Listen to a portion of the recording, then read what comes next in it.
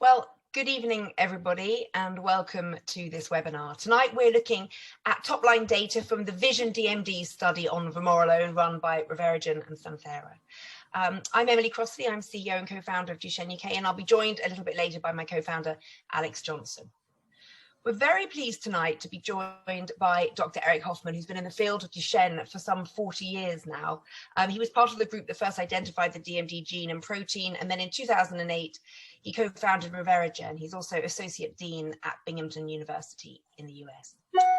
So vamorolone is a drug that we at Duchenne UK have been very proud to support. In 2015, along with the Duchenne Research Fund and joining Jack, we invested some $750,000 to help fund the phase 1 study, which was successful and of course enabled Eric and his team to bring in further funding for the phase 2. We've also lent money to the program along the way. And Duchenne UK is one of several charities co-funding Dr. Michaela Guglieri, the honorary consultant at Newcastle, who acted as PI on this study in the UK. And moreover, 6 of the 34 global trial sites were in the UK: London, Gosh, Newcastle, Alderhay, Birmingham, Leeds and Glasgow. And they are part of the DMD Hub, which is funded by Duchenne UK and run as a collaboration between Duchenne UK, Newcastle and Gosh. So Eric is going to make a short presentation now, and we will be taking questions afterwards. So please do feel free to type your questions in the Q&A as we go, and I will try to cover as many as I can. So over to you, Eric. Thanks. I appreciate the opportunity to talk to you and discuss things with you today. I only have a couple slides. I wanted to leave a lot of time for discussion. I will just focus on this recently completed double-blind trial against both prednisone and placebo. Next slide. I'm part of ReveraGen. I'm part-time as CEO of ReveraGen, and we're not publicly traded. We run under a venture philanthropy model, working with foundations worldwide. But we have a business partnership with Santhera, and they are publicly traded. So then you need a disclaimer. And so this is for Santhera. Next slide. So corticosteroids, as you know, are considered standard of care, but and so they definitely improve strength and maintain mobility for 2, 3, 4 years. And they're used in one of the most prescribed drugs worldwide for everything from asthma inhalers to poison ivy to arthritis and all sorts of things. It's one of the top 3 drugs worldwide, and they've been around since the 1950s. The problem is that they have a bunch of side effects, and so it's well known that there's a whole plethora, a long list. Every corticosteroid gets a corticosteroid label with the side effects. And some of those are bone morbidities, mood changes, weight gain, metabolic disturbance, sleep disturbance, and the list goes on.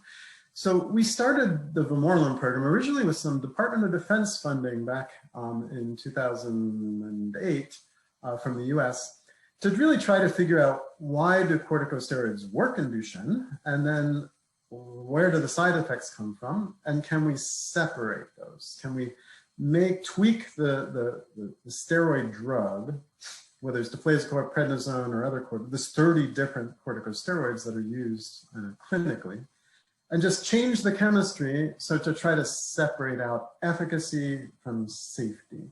So we want to retain or increase efficacy and reduce the safety concerns.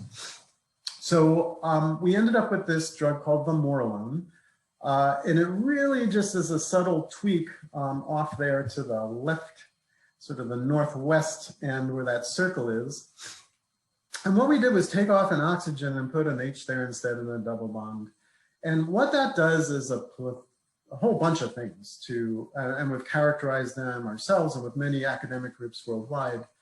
And one of the things it does is cut down on what steroids do to the whole genome, so all your genes. So how a steroid works, any corticosteroid, is much the same as cortisol in all of us that woke us up in the morning. So cortisol is a physiological hormone, it's a steroid, and it's really almost identical to prednisone and deflazacort. It's just what naturally occurs in the body. It shoots up at 4 a.m. to wake you up, and then it goes down by lunch, and it sets your diurnal or day-night rhythms. Well, cortisol is also your stress hormone. So when you get anxious, cortisol goes up, it starts making you not act very logically, and it makes you want to run away or fight. Your fight or flight is driven by cortisol, the same drug. It's your natural hormone. But as a drug, we've known since the 1950s, in fact, the Nobel Prize was awarded in 1950, that if you just give cortisol to somebody, it's a magic anti-inflammatory. The Nobel Prize was given for a dozen patients with arthritis, given adrenal extracts, which was cortisol, and their arthritis got magically better. And they said, this is magic. So let's give the Nobel Prize to just a year later. So the fastest Nobel Prize ever awarded, so early in understanding a drug and its process, a hormone. So you have this same hormone and the drug that controls sleep or day-night, controls stress, and then controls anti-inflammatory. So strong, potent anti-inflammatory. So everybody thought that a lot of that activity was when the drug cortisol, prednisone, deflazacort binds to its receptor, which is called the glucocorticoid receptor, which is throughout our body in all cells. That receptor then goes onto genes throughout your genome. And about 10% of all the genes in your genome are turned on. So it has this really sledgehammer effect on your genome. Well, what we've started seeing is that seemed to be more associated with side effects than with anti-inflammatory efficacy. So when we tweak the drug, we shut down that part. So vamorolone does not turn on all the genome like cortisol, prednisone, or deflazacort do. And so that's one thing we did. And then as we continued working with this and understanding, it turns out there's another receptor called the mineralocorticoid receptor, which controls your salt balance. And prednisone and cortisol and aldosterone all interact with that and normally. And that's thought to cause like cushingoid, weight, salt retention, fluid imbalance, high blood pressure.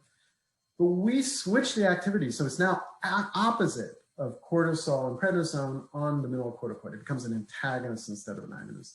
So we basically were switching around all these things and then seeing how it works in Duchenne. So the next slide. This was we've done a previous clinical trial in 48 kids with Duchenne. I should mention that this drug could be used for arthritis and all sorts of things possibly in the future. But we brought it forward in Duchenne first because of working with foundations and the patients groups, because we're scientists committed to Duchenne and to therapeutics and worked with foundations, Duchenne UK, joining Jack, and really brought this whole program sort of hand in hand with both governments, both the European Commission, the NIH, the Department of Defense, and foundations, to move this forward as robustly and quickly as we could. So we had a previous trial of 48 kids with just one site in the UK, which was Newcastle, and that was open label. So it seemed to show dose responsive improvements and seemed to show less side effects, but it was open label, which means you're not doing a double blind with placebo and prednisone. So what I'll talk about today is this double blind, placebo-controlled, prednisone-controlled trial of 121 kids. And that's where we had 6 sites in the UK that participated. There were 33 sites worldwide in 11 countries. Great sites, trial done very nicely, and all in the time of COVID as well. And COVID was hard to do a trial during, but Newcastle was terrific. Meredith James helped us pivot to remote assessments, and all that went smoothly. So what I'll talk about today is treatment period 1. And what you, I don't think my cursor works because you're showing the slides, but over on that blue area, thank you, you see the 4 different groups. So 121 Duchenne boys, they were all 4 to 7 years old, never been treated with steroids before, were randomized blindly to either placebo, so a quarter to placebo, a quarter to daily prednisone, a quarter to a lower dose of vamorolone, 2.0, and a quarter to a higher dose, 3 times more, 6 mg/kg. So this is the data I'll show you. How did that turn out? I should mention though that all those kids then went into a second 6-month period, and that first period was 24 weeks or 6 months. All went to a second period where again, everybody's blinded, but now all the placebos and the prednisones cross over to vamorolone. So everybody in treatment period 2 is treated with vamorolone. There are about 10, 12 kids still remaining who haven't finished. So the last child in that period 2 will finish in August. And then we'll look at that data. And the goal is compared to 4DMD, which is a study of different doses, different types of steroid regimens, which Michaela Guglieri and Birch Griggs are running. And those studies were harmonized so we could compare them. But that data isn't available yet, and it's not done yet. I'm just going to talk about treatment period 1. Okay, so we do all these assessments, we do all these tests, biomarkers, clinical assessments. Really appreciate the families participating. I'm sure you all know that participating in a clinical trial is a heavy lift for a family. We can't do this without the family's participations, and I'm just so deeply grateful and indebted to the families that are willing and able to take part in these clinical trials. I mean, it's such a burden, but so important. We're just very grateful. Next slide. So in clinical trials, you have what's called a primary outcome and then secondary outcomes. So your primary outcome is just like you're playing a hand of cards, and you're putting all your bets on that hand of cards in your primary outcome. So we had to pick something from all these different tests and all these different drug treatments. So what we said is we want the highest dose of vamorolone, 6 mg/kg, versus placebo to show an improvement in time to stand from the floor. So kids lie on their back, I'm sure you know this test, time to stand. And then you time how long it takes them to get up standing straight. And because of the proximal muscle weakness, it can take some kids a while, pushing their hands off their legs to stand up straight. It's a hard thing for many Duchenne kids to do. So what you see there on the left this is velocity, so have the speed at which they do it. The bottom is placebo. So you see over the 6-month period, they're just slowing down a bit. Now that itself is interesting because there's lots of talk out in the community that the 4 to 7-year-old is the honeymoon period and that the kids are getting better in this period.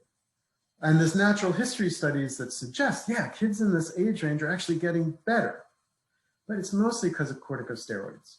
In fact, here without corticosteroids, you see these kids are not really getting better. They're not getting worse fast. They're sort of stable, but they're still declining a bit. And so that is Duchenne. So even though it's a honeymoon period, it's not a great honeymoon period. It's really corticosteroids in the same age range that are making it a honeymoon period. Now we see with vamorolone, the red line, that their speed is going up quite quickly. And so that's very highly statistically significant. And again, we were all blinded, nobody knew who was on what. And so only when it's unblinded that we can put the patients in the groups and see. So this is considered robust data that yes, vamorolone is improving outcomes. And this is our primary outcome. So we played a hand of cards on 6 mg/kg versus placebo, and we won that hand. Okay, we got great stats. This is clear we meet our primary outcome. Now on the right, we just convert the same data into seconds because velocity is sort of hard to relate to. How many seconds does it take a kid to get up from the floor? And we also added prednisone to the same graph. Okay, so now you see placebo is the top line, and so they're getting slower. It takes more time to stand up. But you see both vamorolone and prednisone are making them quicker, less time. So quite a bit less time. So not only do we validate here that prednisone clearly works, but vamorolone works just as well. And it's better, both are better than placebo. Now, time to stand was not the only thing we studied. We studied 6-minute walk. We studied North Star ambulatory assessment. I'm sure many of you are familiar with these different outcomes. Time to run, walk 10 meters, time to climb 4 stairs.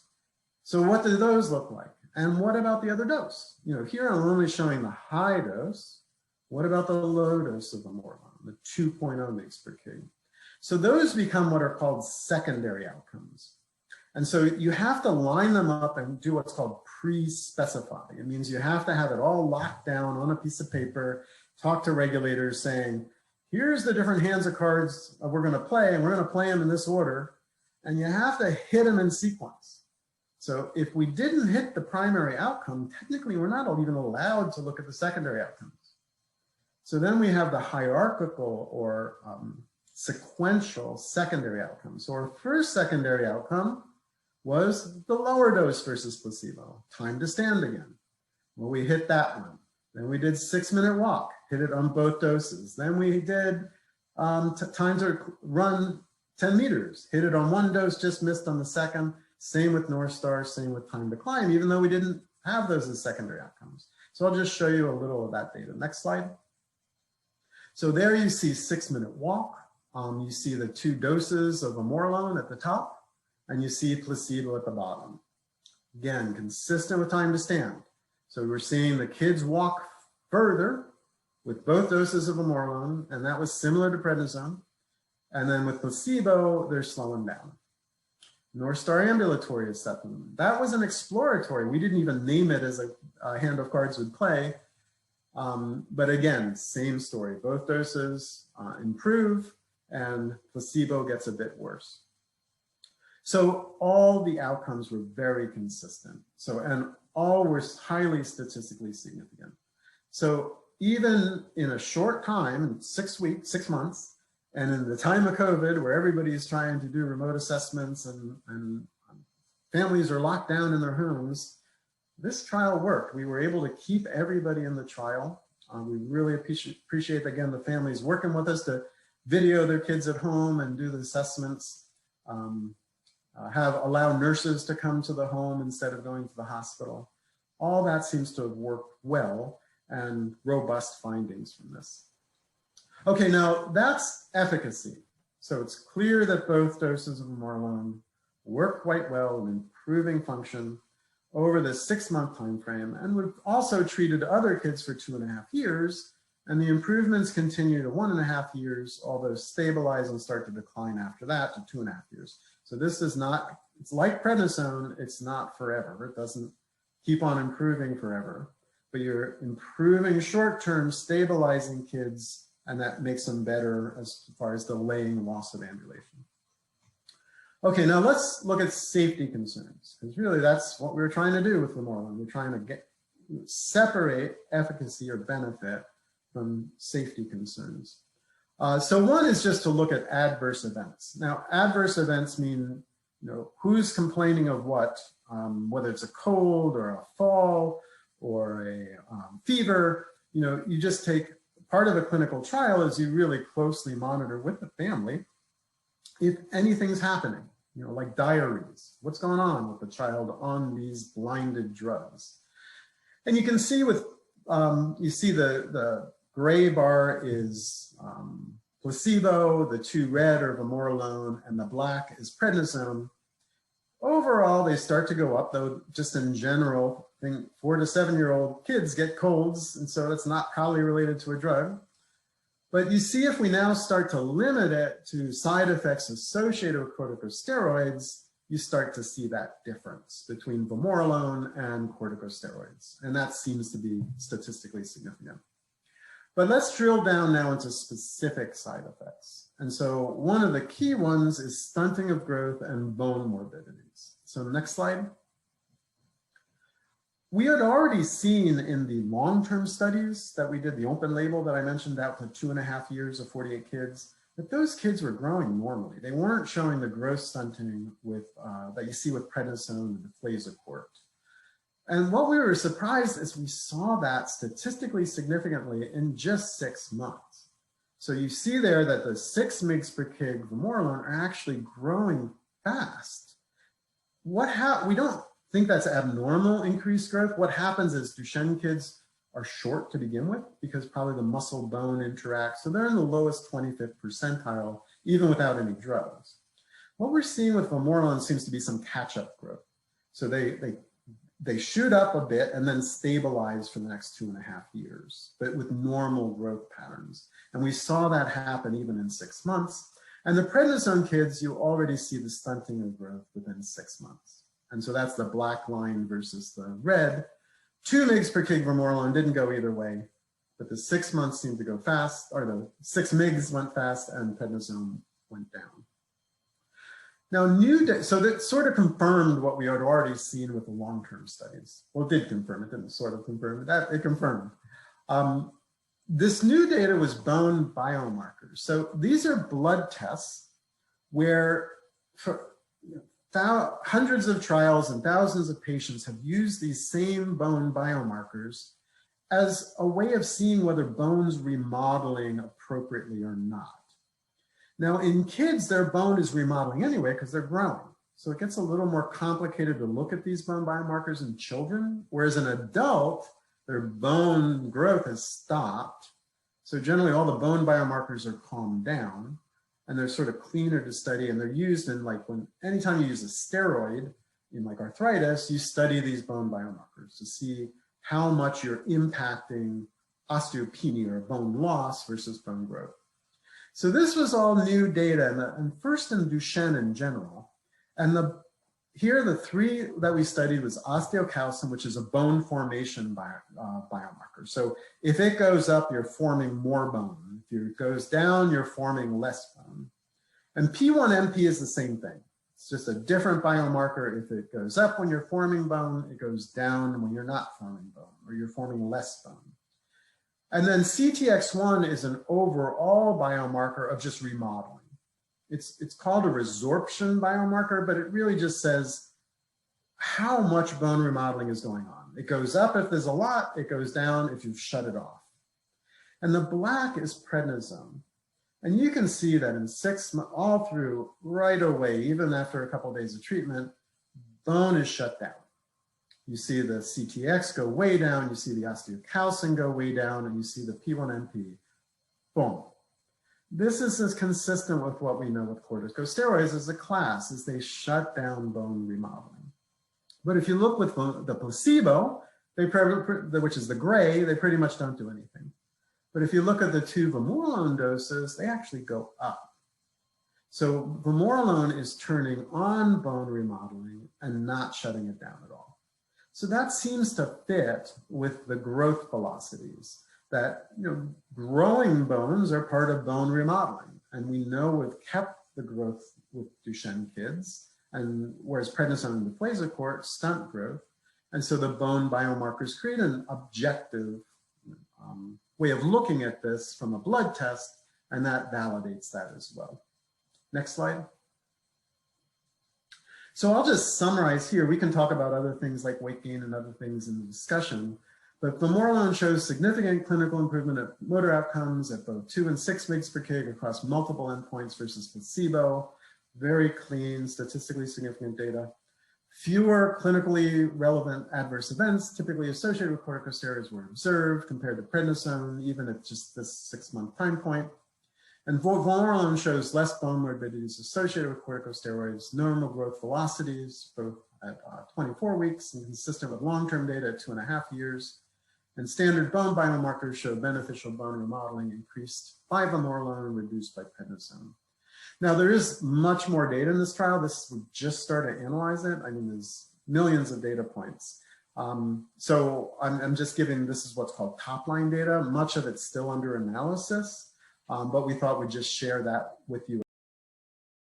Acknowledge that again. Where we are. And not been possible without Duchenne UK and all the families and all the foundations. Well, first of all, I'd like to thank you so much. I mean, this has been decades in the making, and we've had 5 failed clinical trials in recent years in Duchenne. So to see some positive data like this is really very encouraging. And I think, I think I speak on behalf of all parents when I say that steroids are a bitter pill to swallow. We know that they prolong ambulation. We know that they have a protective element to respiratory function and heart function, but yet they come with terrible side effects. And if I think about my own son's experiences in recent years, he's been in and out of hospital, not because of Duchenne really, but because of the side effects of steroids. So, we're really grateful to you for exploring this as a potential treatment area. So we had a few questions come in the week leading up to the webinar, and the first one actually relates to one of the slides that you showed, because one of the questions was, how did boys on vamorolone compare to those on prednisone? Now, in your slides, you showed that vamorolone works as well as prednisone in the high dose, but did you have that comparative figures in the 6-minute walk test and the North Star ambulatory assessment as well? Yeah, that we have all that data, and really across all outcomes and both doses, it's quite consistent. With certain, in some outcomes, they're all the same, even the 2 doses with prednisone. In other outcomes, sometimes the 2 mg per kg is a tad less but 6 mg per kg and prednisone are really pretty much dead on. And just in say a third of the outcomes or half, the 2 mg per kg might dip a little.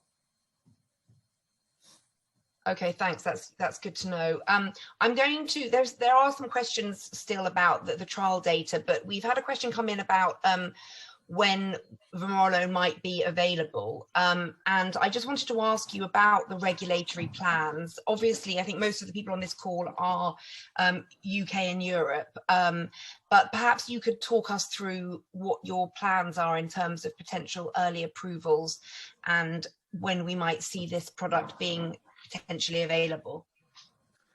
Sure. So we've done EMA and FDA in parallel the whole time.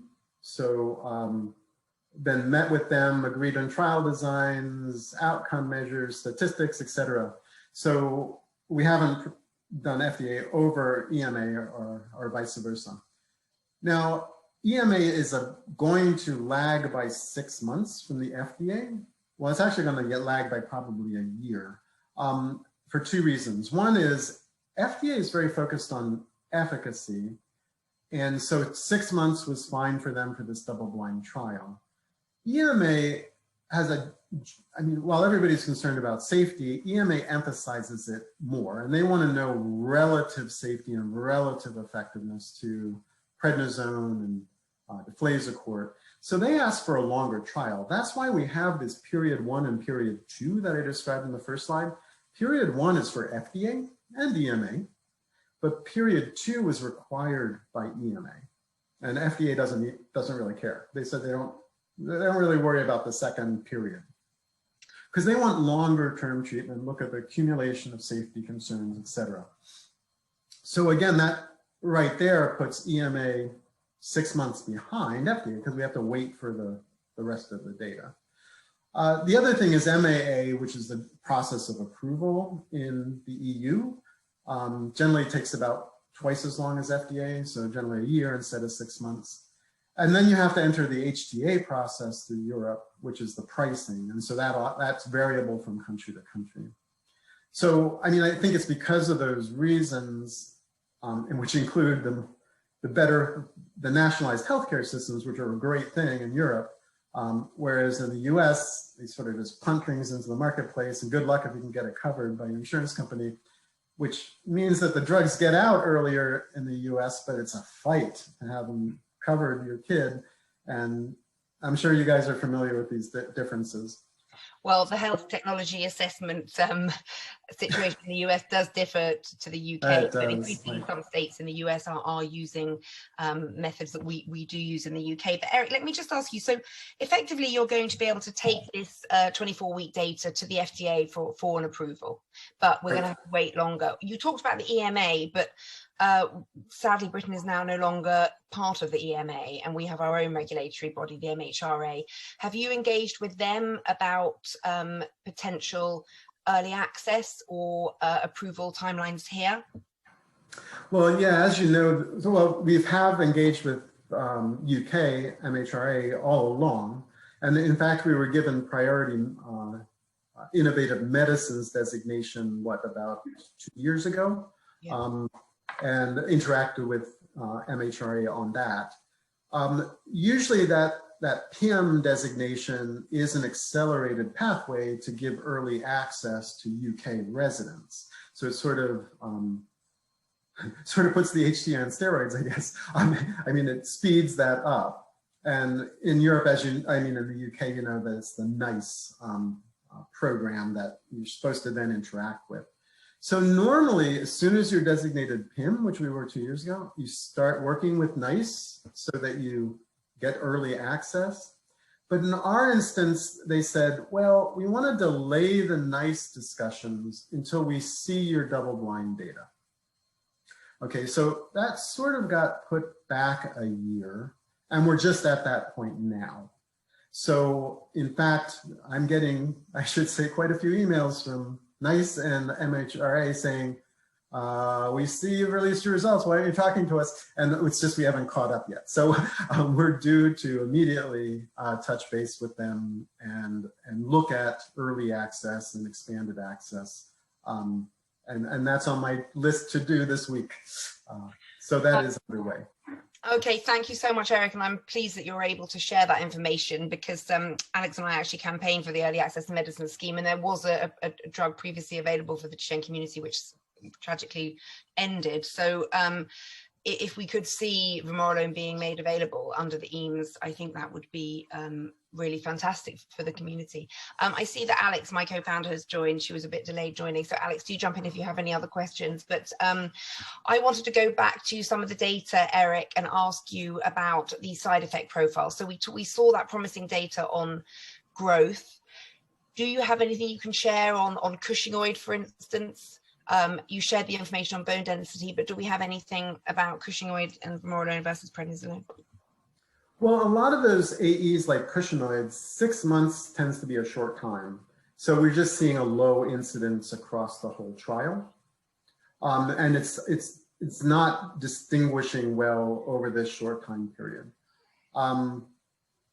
The longer term, the 2.5, 18 months and 2.5 years, that was, at least by physician reported, seemed to be a much lower incidence. But again, those aren't head to head. That's a liability of open label trials is, you're comparing incidence of Cushingoid reported by physicians in one place or using one trial versus published studies. So I think the short answer to that is we're not really sure. We saw data in the long term that suggested we were seeing much less Cushingoid. The short term is just not enough incidence to really call. Okay, thanks, Eric. So I'm going to go through some questions that are coming in live now. And one from Anissa: would you recommend a child who is on steroids to swap to vamorolone? Well, I can't recommend anything. Your physician needs to recommend something.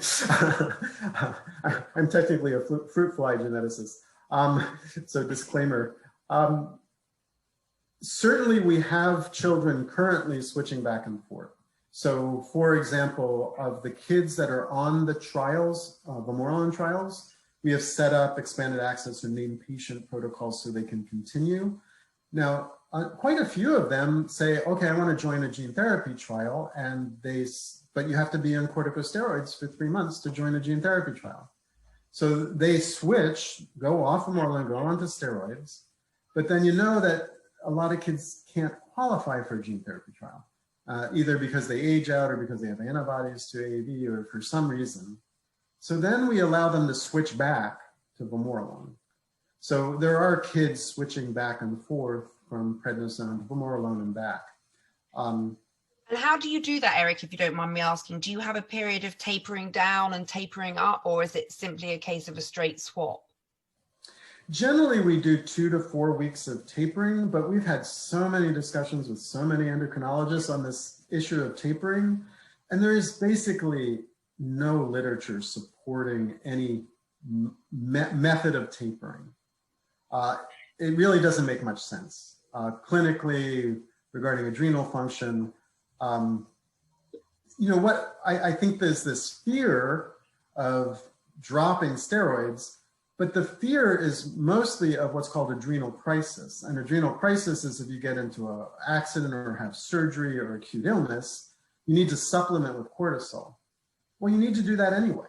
And in fact, you need to do that with vamorolone treated kids. Everybody carries a card that says if I have surgery or if I'm in a car accident or acute illness, we should get supplemental steroids. So the whole tapering thing is a really interesting, but there's so many perceptions that aren't backed by any research, and actually are more just perceptions in common practice rather than any medical evidence supporting any particular type of tapering. Okay, thanks, Eric. And there's 2 questions which I'm going to put together because they're both similar area in terms of children's behavior and impact on the brain of vamorolone. Would this drug be safe for children who have autism as well as DMD? And were you monitoring the side effects of vamorolone in comparison, in terms of behavior, in comparison to prednisolone? Certainly behavior is an adverse event. So those are always watched by the parents and by the physicians in these trials, in any trial. And, you know, with a 4 to 7-year-old boy, you know, you can see that can get a little tricky. I mean, a temper tantrum is technically an adverse event. Okay, so there's always going to be a background of what's called psychiatric disturbances, which include temper tantrums or, you know, outbursts or anything. So those are always monitored. Again, because they have a background, and particularly in a short trial, they can be tricky, you know, to compare different groups. There's anecdotal, they're in those adverse events are in the slide I showed with the corticosteroid associated events. So they're in there in those graphs. We tried using PARS-3, which is a patient-reported outcome that looks at different psychosocial, psychological profiles like adjustment, hostility, all these things. Again, those are patient-reported, so it's the family's report, and it was real. Again, the noise and trying to see signals there turned out to be hard. So none of the PROs we tried, which were POD-C, PARS-3, treatment satisfaction score, none of those reflected what we saw in motor outcomes. And probably okay, so is it basically it's not going to be possible to quantify the impact of vamorolone on behavioral side effects? Yeah. But you would, yeah. They're noisy outcomes. The signal noise gets hard to see. Okay, and if your child has a diagnosis of autism as well as DMD, would they be eligible for vamorolone? Well, in the trials, as long as they could follow the commands for doing the outcome measures, the time to stand specifically, they were included in the trials. So we didn't exclude many from this trial. So most patients, the vast majority, met enrollment criteria. But you'd have no safety concerns about a child with autism taking vamorolone? Yeah, that you'd have to talk to your physician. I mean, we haven't done any specific studies of that. Okay. We've had a question from Michelle. Will the application for, we're talking about UK approvals now, will the application for early access be submitted to the Scottish Medicines Consortium in parallel with MHRA and NICE? That's a good question. I don't know. We're early in the regulatory process. And I mean, we've done EMA and FDA, and we've also talked to Duchenne UK, but we're probably lagging behind in some of these other countries, in part because ReveraGen was very small, so we had limited bandwidth. But we have to start all those conversations now. Okay, thanks, Eric. There's a question from Ruth Taylor, whose son is 3. She says they haven't discussed with their doctors about steroids, all the side effects. What period of time are children with Duchenne on steroids for? I think she means throughout the course of a lifetime. And if vamorolone positive effects last for only 2 or 2.5 years from the trial, what happens then? You know, that's a good question, even with corticosteroids, is how long should treatment continue? And that's controversial even with deflazacort and prednisone. So the short answer is we don't know. You know, I think a concern with corticosteroids treatment long-term is, again, the accumulation of side effects. Hopefully, if we remove some of those side effects, that may or may not justify longer treatment. And it's all a balance of efficacy and safety. But that would have to be discussed with your physicians, and we don't have any data on that. Well, that leads me on to a question that I know Alex and I have discussed with you, Eric, about plans to test on older boys. This was obviously a very small age group, 4 to 7. Where are you in those plans?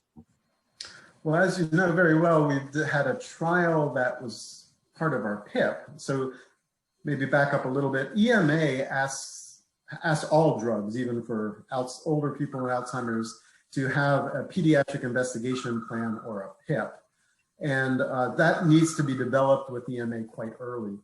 So with feedback with your help and with Elizabeth Broom and Demetrios at Messel, we designed years ago a trial of 2 to 4 and 7 to 18 years. So this is called 006.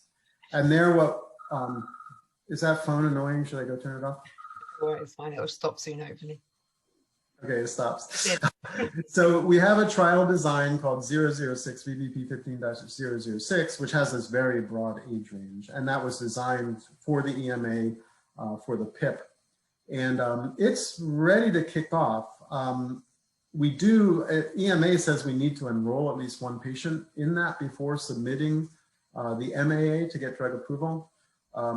So we're working with Santhera to make sure that's finalized. Everybody's happy with that, but we're ready to tee that up and kick that off. And that would be both steroid treated and steroid untreated older kids.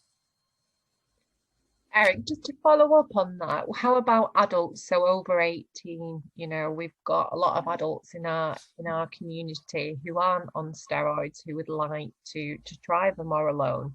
Do you have any plans to go into adults? Not at this point. The PIP goes up to 18 years because it's focused on pediatrics. So we have plans from newborns all the way to 18 years, but we haven't, you know, again, we have very small bandwidth as a company. We only have 4 full-time and 4 part-time employees. So hopefully with Santhera's help, we can broaden that to other age ranges. Hypothetically, would you expect it to work for adults? You know, that's hard to know. You know, most drugs in Duchenne, the large majority, if not all of them, target muscle. And, you know, that's the target tissue where the drug should have an effect. And as we know, Duchenne is progressive. So with time, there's just less muscle. And so with that, the target tissue becomes less. And so you might just expect that, you know, with less muscle, there's less tissue for the drug to work. But there's really, we need more studies in older kids to actually show how much of an effect there is on the remaining muscle. Okay. Another question here. So steroids normally aren't prescribed to Becker patients. Do you think that if approved, vamorolone would become a standard treatment for Becker as well? Well, the question is sort of worded in a way that can be taken 2 ways. One has to do with what's called prescription, which can mean off-label, which means that even though the drug's approved for Duchenne, maybe a physician following a Becker patient or the family will ask if they can also take vamorolone. So that's really completely a physician, and depends on reimbursement, and that's, you know, we don't have anything to do with that. On the other hand, we can try to get the drug labeled for Becker, which means that not only Duchenne gets approved, but Becker gets approved. And so it's on the label as an appropriate drug for Becker. So we are definitely planning that. So we have a grant from the National Institutes of Health in the US to start a Becker trial. Paula Clemens and Elena Pegorado and myself are working on that. We have a trial design. We've opened what's called an IND, so which is a regulatory package with the FDA for Becker. And we're currently negotiating with the FDA, and they may help fund the Becker trial as well. But we're ready to start that. We have a protocol designed, and it's very close to getting started. Well, I should mention one last thing about Becker. Yeah. All the mechanisms that I talked about, the anti-inflammatory, it's a membrane stabilizer, mineralocorticoid antagonist, and all these things that seem to work in Duchenne and may contribute to its benefit, should be the same for Becker. But in addition, in Becker, we know there's an additional thing in Becker that's not in Duchenne. Additional likely part of efficacy or benefit is that vamorolone has been shown to increase dystrophin levels in mouse models. So, and we know how it does that. It does it through what's called microRNA pathways. And we know how, we have a really good understanding of that. Alison Fiorillo, myself, and Chris Heyer, and Kanaboi Nagaraju have really defined this whole pathway. And so we're fairly confident that dystrophin will increase dystrophin levels in Becker patients. So that's in addition to all the other good stuff, which is the anti-inflammatory, et cetera. So there's a possibility that we'll see even more efficacy in Becker than we do in Duchenne, but we don't know that until we test it. Thanks, Eric. I'm going to go in a moment to Simon, whose son was actually on the trial in the UK. So Simon, we're just going to make you a speaker, but while we're doing that, could you just answer a question from India? Is it possible to, did you have any trial sites in India, in Chennai? And if you didn't, are you thinking about going to India for marketing authorization and approval for vamorolone? Well, I've certainly worked with India a lot, and we've done natural history studies there, and help a group doing molecular diagnostics. And we did talk about Indian sites for the vamorolone program. It just was challenging to get that going at the time. So while we included other new countries like Greece and Spain that aren't often in clinical trials, we weren't able to get the sites going in India in this trial. I don't know of any current plans to do trials in India, but again, we only have some smaller trials planned and in a limited number of patients, so we're even limiting the number of sites there. We haven't broached the regulatory pathway with India yet. Thank you, Eric. So I just wanted to go back to the trial data, because theoretically this is a drug that could work for every boy regardless of their mutation, but I just wanted to bring Simon in, whose son was on the trial. Simon, we haven't got long, I'm afraid, but would you just mind telling us in brief your experiences of the trial and what happened? Yeah, absolutely. Thank you, Emily. And thank you, Emily and Alex, for the DMD Hub, which got us absolutely started on the vamorolone trial within 6 months of Jensen being diagnosed. So thank you for that. And it gave us some hope. Our experience with the vamorolone trial was that the process was absolutely fantastic. From enrolling, the fact it's just based on time to stand, not North Star, which our son would have struggled with, and the access, the Birmingham who looked after us really well, the fact we were able to continue on the trial throughout COVID, the whole process was absolutely brilliant. I know we're only looking at sort of the first 6 months of data and not the second 6 months of data. For us, the second 6 months, when he would have been on one of the trial doses, wasn't effective.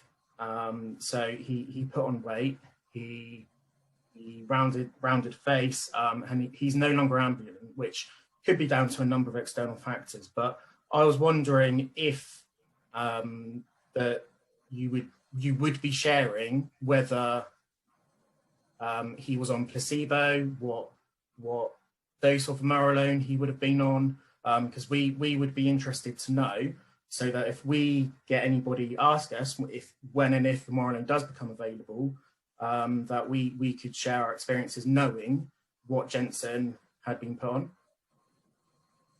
No, I'd be delighted to respond to that. So about 2 years ago, we got a grant from the National Institutes of Health in the US, an ethics grant, to develop protocols to return trial results to families. And so we've been working very hard on that for the last 2 years. Suzanne Gaglione, who herself is a parent that works for ReveraGen, a parent of a Duchenne child who's participated in many clinical trials, Lori Conklin, a physician, and myself, also with Holly PA, who's worked with different stakeholder groups in Duchenne. So we put together a whole program. So what we do is and we've done this now for over 20 families in the previous trial, where we advertise for return of results through Duchenne UK and through other foundations. And then the patients contact Suzanne at ReveraGen, and only her. So none of us are allowed to know who's contacting Suzanne. So there's a firewall, because she's already dealt with all the families, often with travel and organizing their travel and stay to different sites worldwide. And she's, again, a parent of a Duchenne child who's been in many trials. So she's one of the 4 full-time employees, and she has a relationship already with the families. So then the family just works with Suzanne once they contact her, and we consent the family centrally. Because remember, when we communicate with any family, you need ethics consent, consent forms. And so that's all done centrally worldwide with Suzanne. So it's not through the site, not through your physician or the hospital, which is very different. So nobody's, as far as I know, tried this before. But it makes it very simple because it's all centralized and we can remotely consent in any country. And then once the parent agrees to have the results returned, we send them a survey saying, what do you want to see? I mean, what's interested you? So we've done that survey, and actually we have a poster at the parent project. And Emily, I'm happy to send that poster on return of results to you, and you can put it on the Duchenne UK. And what we find is families want to know everything. They want to know as much information as possible. So that sort of makes sense. So then we return the results to them. Now there we try to teach the families what results mean. Like, what is a biomarker? What's a blood test? How do you interpret that? What's a clinical outcome?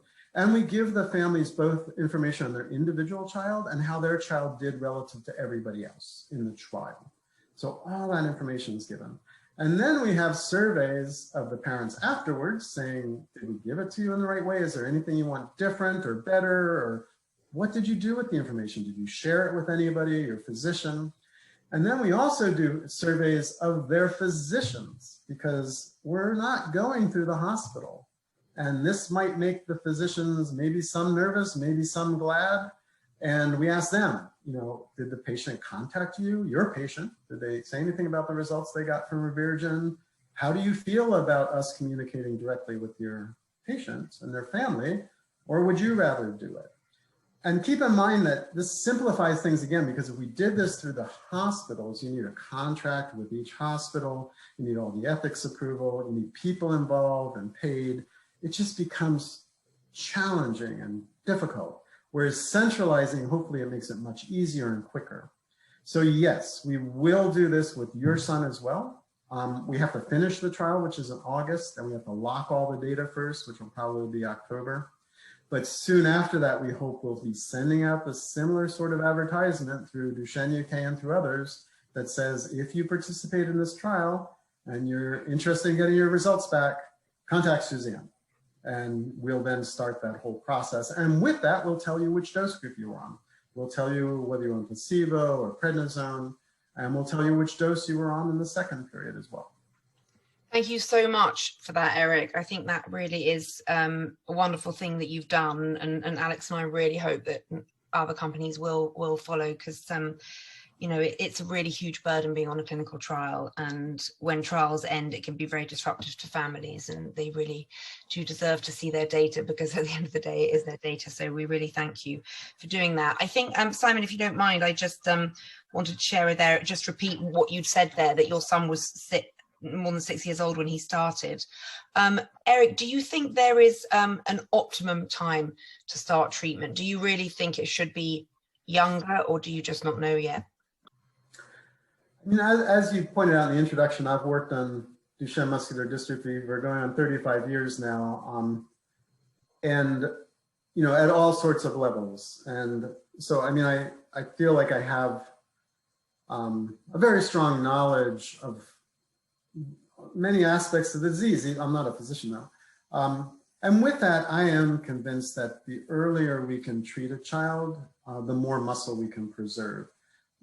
We all know that Duchenne is progressive, and there's been nice MRI studies, magnetic resonance imaging from both Florida and from Newcastle and others, where you can already see the muscle struggling even in a 4-year-old, even in a 5-year-old.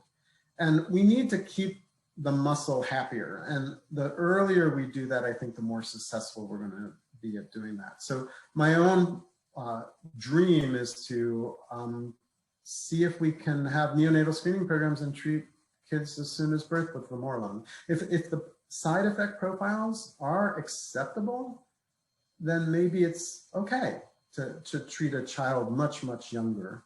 And with that, hopefully have even a greater effect. But that's just my dream and just my feeling. There's no data that supports that. Well, thank you very much, Eric. And in the meantime, let's try and get it to a broadest age range as possible. And we look forward to hearing more news on that. So we're running out of time, I'm afraid.